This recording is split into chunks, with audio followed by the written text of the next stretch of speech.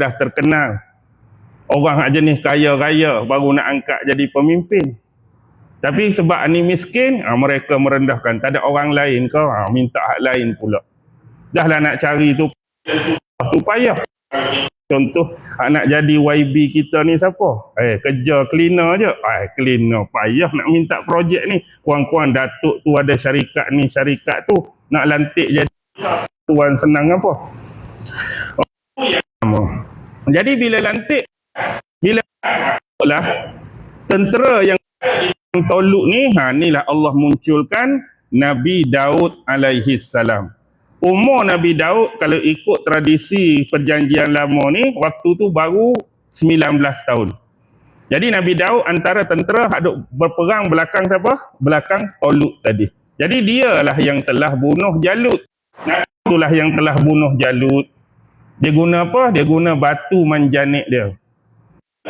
Macam kalau tuan-tuan tengok cerita lama, dia ada tali pendek, dia letak batu tu, dia pusing, dia baling batu tu. Jadi kena kepala Jalut, Jalut rebah, tumbang, meninggal. Jadi bila tengok ketua rebah, anak buah pun kecut lah. Lalu peperangan ni berakhir dengan kemenangan di pihak Bani Israel. Jadi mengenangkan jasa Nabi Daud, hebatnya Nabi Daud, maka Toluk tu telah mengahwinkan Nabi Daud dengan anak perempuan dia. Jadi Nabi Daud ni jadi menantu kepada Toluk lah tadi. Bila Toluk wafat, Toluk meninggal, maka Nabi Daud yang jadi raja baru bagi Bani Israel. Zaman Nabi Daud itulah yang dikenal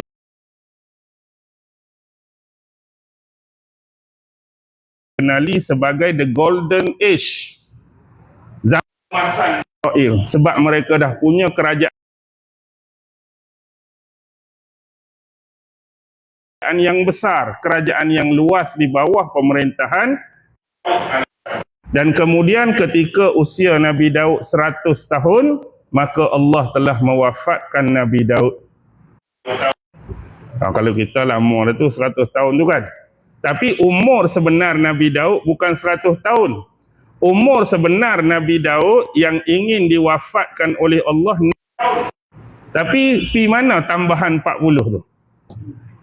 Allah tetapkan asal umur Nabi Daud 60, tapi dia wafat dia dapat tambahan umur 40 tu dari mana? Daripada induk segala manusia, itu Nabi Allah Adam alaihi salam. Ni boleh tengok dalam hadis sahih.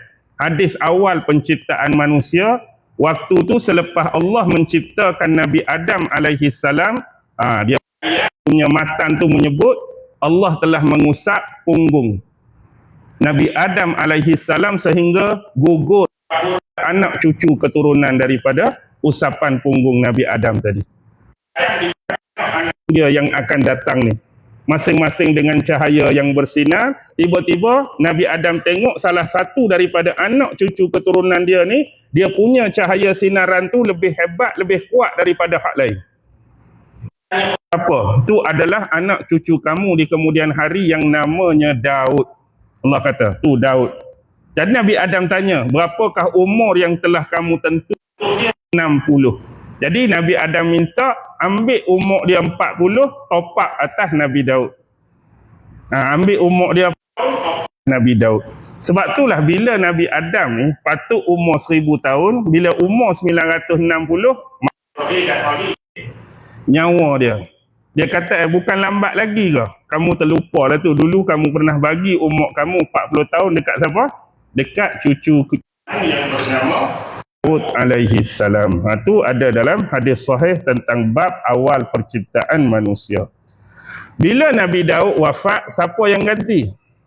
Anak Nabi Daud lah. Siapa anak Nabi Daud? Nabi Sulaiman alaihi salam. Allah buka lagi Sulaiman kan boleh cara dengan binatang, faham bahasa binatang, boleh menundukkan angin, boleh menundukkan jin, setan dan sebagainya. Banyak yang Allah bagi kurniaan pada Nabi. Sampailah 932 sebelum Masihi, Nabi. Bila Nabi Sulaiman wafat, inilah zaman berlakunya pertelingkahan seseorang Israel ni. Sebelum Nabi Sulaiman wafat, Nabi Sulaiman meninggalkan, lepas daripada dia dan raja Bani Israel ialah anak dia yang bernama Rehoboam ataupun Rohabam. Jadi dia lantik anak dia. Tapi dalam 12 Bani Israel ni 10 puak hak tak setuju kawan ni naik. 10 puak tak setuju. Jadi bila 10 puak tak setuju, berapa je hak setuju? 2 je hak setuju. Daripada 12 tadi, tolak Yahuza, tolak Bunyamin. Tu je hak setuju.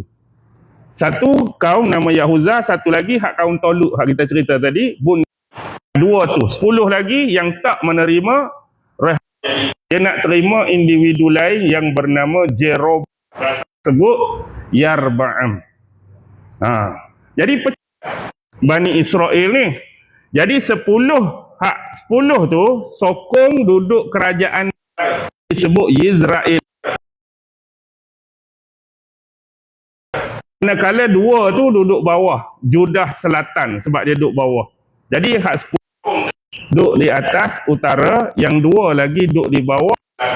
Jadi dalam tempoh adanya pecahan 2 kuasa ni, mereka selalu berperang saudara lah.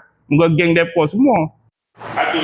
Ni lawan hak ni, hak tu serang, hak tu hak ni serang ni, sampailah satu tempoh 722 sebelum Masihi. Maka mereka di sebelah utara tu ada kerajaan yang besar, Empire.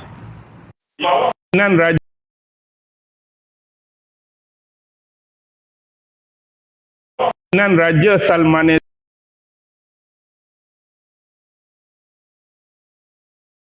Raja Salmanezar II,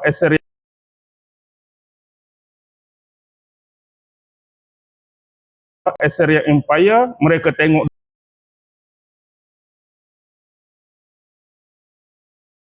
Assyria Empire, mereka tengok duk bergaduh ni.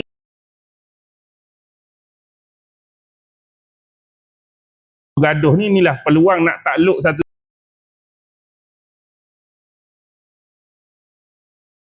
Bergaduh ni, inilah peluang nak takluk satu-satu negara.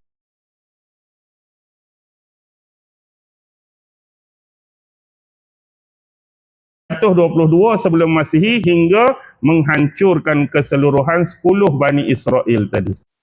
Dan untuk kerajaan ni lah sekarang masih ramai sejarawan, ahli-ahli akademik duk kaji, duk nak tahu. Selepas dihancurkan kerajaan yang 10 utara tu, dia punya hak terselamat tu diaspora ke mana?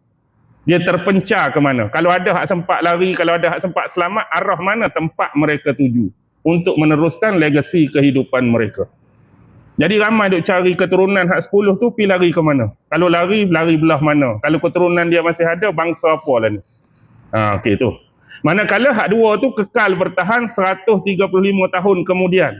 587, ada sebut 586 sebelum Masihi, barulah Neo Babylon serang pula. Kalau Babylon hak asal no, zaman Namrus, Nabi Ibrahim dulu. Ini Neo Babylon.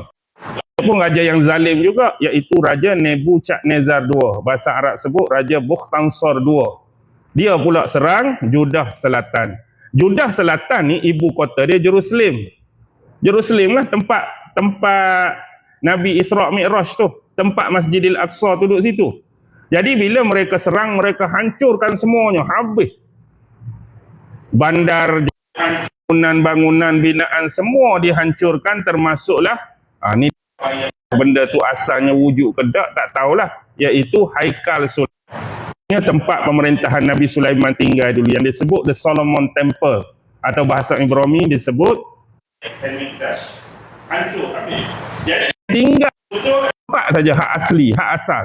Hak lain tu kalau baru tu dia baru bina balik, tempat yang sama bina balik. Satu-satunya tak terusik tu apa dia? Kalau kita tengok ada orang pakai baju kok, pakai topi, rambut jalin, pegang buku kecil, ada tunduk tu kat dinding tu. Sebab apa nama dia tembok ratapan? Nak mengenang peristiwa bahawa kerajaan tu pernah diserang dengan sehancur-hancurnya dulu. Dan Wailing Wall itulah adalah tempat apa? Nabi SAW tambak burak dia dulu pun situlah. Okey. Kembali. Bila dah hancur semua, maka itulah kehancuran Bani Israel. Panjanglah cerita dia kalau kita nak cerita. Ni ayat lagi. Tak apalah. Tuan-tuan boleh buka internet ke Google ke baca. Okey. Wan nubuwata juga dikurniakan nabi.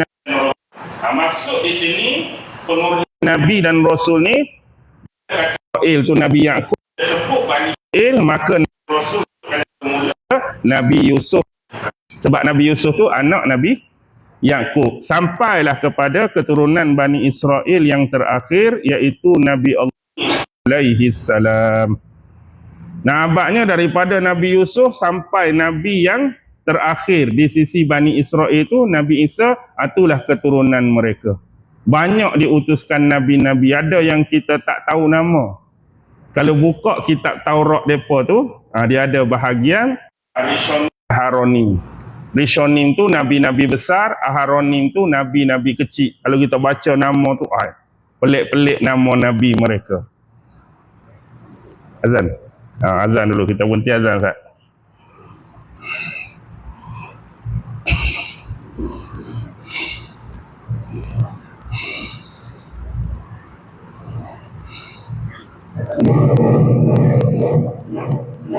Ustaz.